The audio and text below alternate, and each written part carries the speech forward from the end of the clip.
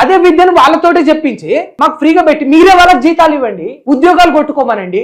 ఇక్కడ ఛాన్స్ లేదా, అవకాశం లేదా? Interviews, podcasts, political ads, business ads, social media marketing, digital promotions. Contact KRTV 9281041008. Mail ID krtv.md@gmail.com. HPV vaccination షురు.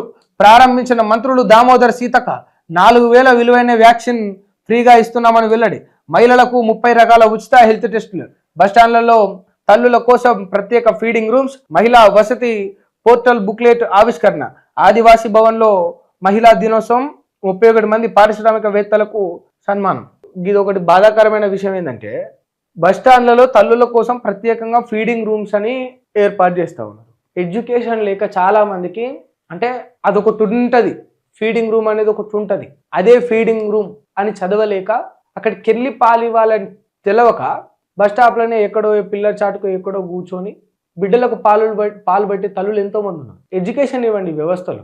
అంటే ఇప్పుడు అది మార్పు రావాలి కదా, వాళ్ళకు కూడా తెలవాలి కదా. ఇది ఒక చిన్న ఎగ్జాంపుల్. ఈ సమాజంలో ఈ వ్యవస్థలో మార్పు రావాలంటే ప్రజలకు తెలివినివ్వండి, ప్రజలకు జ్ఞానాన్ని ఇవ్వండి. జస్ట్ అంటే రేషన్ బియ్యం 6 కిలోలు ఇస్తున్నాం, 6 కిలోల బియ్యం మేము ఎట్లా టెక్నాలజీతో పండించుకోవాలి అనే తెలివిని మాకు ఇవ్వండి. మేము కూడా అంటే వ్యవసాయము ఆధునిక పరికరాలతోటి ఇప్పుడు వెనకట మన తాతలు తండ్రులందరూ కూడా ఏం చేసేది, దుక్కి దున్నేది కష్టపడి, నాగలి పట్టుకొని ఎడ్లను పట్టుకొని పొలంలో ఆ నాగలి పెట్టి ఒంట్లో ఉన్న సత్తు అంతా ఆ నేల మీద ఆ నాగలి మీద పెడితే గానీ పంట పండించలేము, వ్యవసాయం చేయలేము. ఆధునిక యంత్రాలను కనుగొనే తెలివి మాకు ఇవ్వండి, అలకగా వ్యవసాయం చేయగలిగే జ్ఞానాన్ని మాకు ఇవ్వండి. ఇదే మేము ప్రభుత్వానికి చెప్పేది. ఇదే చట్టాలను ఏందో తెలుసుకునే ఆ ఫెసిలిటీని మాకు పాఠశాలల నుంచే నేర్పండి. ఇప్పుడు చూడు అంటే ఎంత బాధాకరమైన విషయం ఏంటంటే ఓ మనిషి 22 ఏళ్ళు 23 ఏళ్ళు మొత్తం కష్టపడి చదువుకుంటాడు. ఏదో చేసేద్దాం, ఏదో అయిపోదాం, పోలీస్ అయిదామనో ఇంకోటి అయిదామనో ఒక 22 ఏళ్ళు 23 ఏళ్ళు చదువుకుంటాడు ఓ యువకుడు.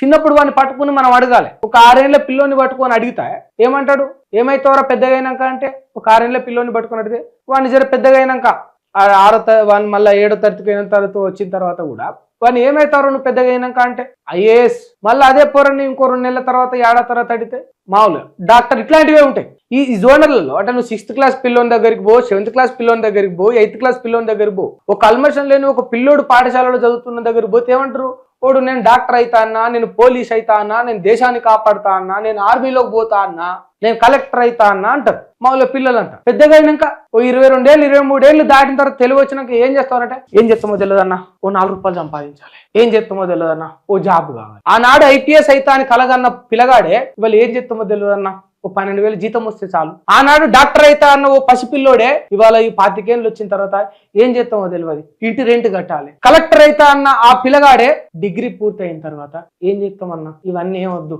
ఈఎంఐలు కట్టుకుంటే చాలు అనే కాడికి ఎందుకు వచ్చింది? ఉద్యోగాలు ఇవ్వదు ప్రభుత్వం. 1,00,000 మంది చదువుకుంటే 1000 ఉద్యోగాలు ఇస్తుంది. 1,00,000 మంది చదువుకుంటే 1000 ఉద్యోగాలు వస్తాయి. మరి 1,00,000 వేకెన్సీస్ లేవు. ఆల్టర్నేటివ్ క్రియేట్ చేయి, ఏదో ఒక రకంగా ఉపాధి నువ్వు. లేదు 1,00,000 మంది చదువుకుంటే 1000 మందికి ఉద్యోగాలు వస్తాయి అన్నప్పుడు మార్పు తీసుకురా. ఫీజులు తీసుకోకు. ఒక ఆయన చెప్పిండు కదా ఎంపీ, ఫీజులు తీసుకోకు అంటే 1,00,000 మంది దగ్గర ఫీజులు వసూలు చేస్తారు ఖచ్చితంగా. ప్రైవేట్ కళాశాలలు కానీ ఇంకోటి కానీ ఫీజులు పెంచుకొని పర్మిషన్ కూడా ఇచ్చిండు. మరి ఇంతమందికి ఫీజులు కట్టిపించి ఉద్యోగాలు మాత్రం 1000 మందికే ఇస్తే అంటే ఇక్కడ ఖచ్చితంగా మిగతా 99,000 మంది గొర్రెలను చేసినట్టే కదా ప్రభుత్వం. టాలెంట్ ఉన్నోటిది సొత్తు అంటాం. నేను ఒక మాట అడుగుతున్నా, ప్రభుత్వాన్ని అడుగుతా, దీనికి ప్రభుత్వం సమాధానం చెప్పాలి ఖచ్చితంగా. గవర్నమెంట్ చెప్పాలి, ముఖ్యమంత్రి చెప్పాలి, ప్రధానమంత్రి చెప్పాలి, అందరు చెప్పాలి. ఒక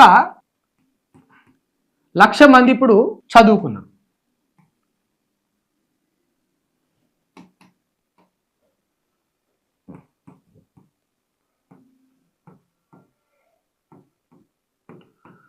లక్ష మంది చదువుకున్నారు. 1,00,000 మంది చదువుకున్న తర్వాత వాళ్ళకి ఇక్కడ ప్రభుత్వం దగ్గర ఎన్ని ఉద్యోగాలు ఉంటాయి?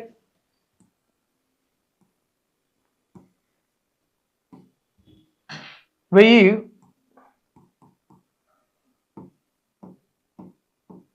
ఉద్యోగాలు ఉంటాయి ప్రభుత్వం దగ్గర. చదువుకున్నదేమో 1,00,000 మంది, ప్రభుత్వం దగ్గర ఉన్నేమో ఉద్యోగాలు 1000. కానీ ఇప్పుడు చదువుకోనికి ఈ 1,00,000 మంది ఏం చేస్తారు, ఫీ కడతారు. మరి ప్రభుత్వం ఏమంటది, అవును సామర్థ్యం ఉన్న 1000 మందికి ఉద్యోగాలు వస్తాయి అంటది ప్రభుత్వం. సింపుల్గా సామర్థ్యం ఉన్న 1000 మందికి ఉద్యోగాలు వస్తాయి అంటే ఈ 1,00,000 మందిలో 1000 వేకెన్సీస్ ఇచ్చినప్పుడు ప్రభుత్వం మొదటి టాప్ సామర్థ్యం ఉన్న వాళ్ళు 1000 మందికి ఉద్యోగాలు వస్తాయని చెప్తారు. అప్పుడు ఎవడి జ్ఞానం ఉన్నోడు, ఎవడు తెలివి ఉన్నోడు, ఎవడు కష్టపడ్డోడు, ఎవడు శ్రమ పడ్డోడు వాడు ఉద్యోగం పొందుతాడని అంటది. ఇప్పుడు నేను ఒక మాట అడుగుతా, ప్రభుత్వాన్ని అడుగుతా, మరి ఇదే సామర్థ్యం 10,000 మందికి ఉంటే, 10,000 మందికి సామర్థ్యం ఉంటే 1,00,000 మంది చదువుకున్నారు, మీ దగ్గర 1000 మంది ఉద్యోగ వేకెన్సీస్ మాత్రమే ఉన్నాయి. ఇప్పుడు సామర్థ్యం ఉద్యోగాన్ని క్యాపబుల్ అయిన పర్సన్లు 10,000 మంది ఉన్నారు. ఇప్పుడు ప్రభుత్వం ఏం చేస్తుంది? అందుకే మేము ఏమంటున్నామంటే ఉద్యోగాలు ఇవ్వలేనప్పుడు, ఉద్యోగాలు చదువుకు దగ్గర ఉద్యోగాలు ప్రతి ఒక్కరికి ఇవ్వలేనప్పుడు చదువుకు ఫీజు వసూలు చేయకండిరా సౌటలారా, చదువును ఉచితంగా మొత్తం పెట్టండిరా ఓ సౌటలారా, ప్రైవేట్ సిస్టాన్ని బ్యాన్ చేయండిరా ఓ సౌటలారా. 1,00,000 మంది చదువుకుంటే 1000 ఉద్యోగాలు నువ్వు ఇస్తున్నావు. 1000 ఉద్యోగాలు ఎట్లా ఇస్తావని నేను అడిగితే క్యాపబుల్ అయిన పర్సన్స్ 1000 మంది ఉద్యోగాలు కొడతారు, సంపాదిస్తారని నువ్వు చెప్తున్నావు. నేనేమంటున్నా, 1,00,000లో 10,000 మంది క్యాపబుల్ పర్సన్స్ ఉన్నారని నేను అంటున్నా. 10,000 మందికి ఉద్యోగాలు ఇవ్వలేనప్పుడు ఈ 1,00,000 మందికి ఫీజులు ఎందుకు వసూలు చేస్తున్నావు నువ్వు? అందుకే ఎడ్యుకేషన్ మొత్తం ఫ్రీ చేయండి. ఫ్రీ ఎడ్యుకేషన్ ఉండదంటే ఉన్నది, కానీ లిమిటెడ్ గా ఉన్నది. ఒక ప్రైవేట్ కళాశాలలో, ప్రైవేట్ సంస్థలో ఉన్న ఫెసిలిటీస్ పేదలకు లేవు. మొత్తం ప్రైవేట్ సిస్టాన్ని బంద్ చేయండి, మొత్తం గవర్నమెంట్ దాన్ని టేక్ ఓవర్ చేయండి. ఫ్రీ ఎడ్యుకేషన్ ఇవ్వండి, క్వాలిటీకి ఇవ్వండి.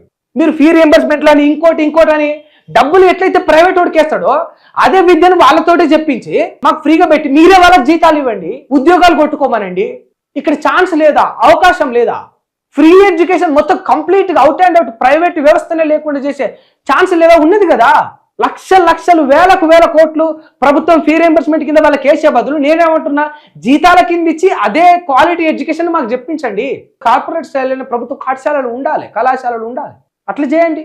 ఒక్క విద్యార్థి ₹1 కూడా కళాశాలలో కట్టకూడదు, ₹1 కూడా పాఠశాలలో కట్టకూడదు. ఎందుకంటే కట్టిన ప్రతి ఒక్కరికి మీరు ఉద్యోగం ఇవ్వట్లేదు కదా.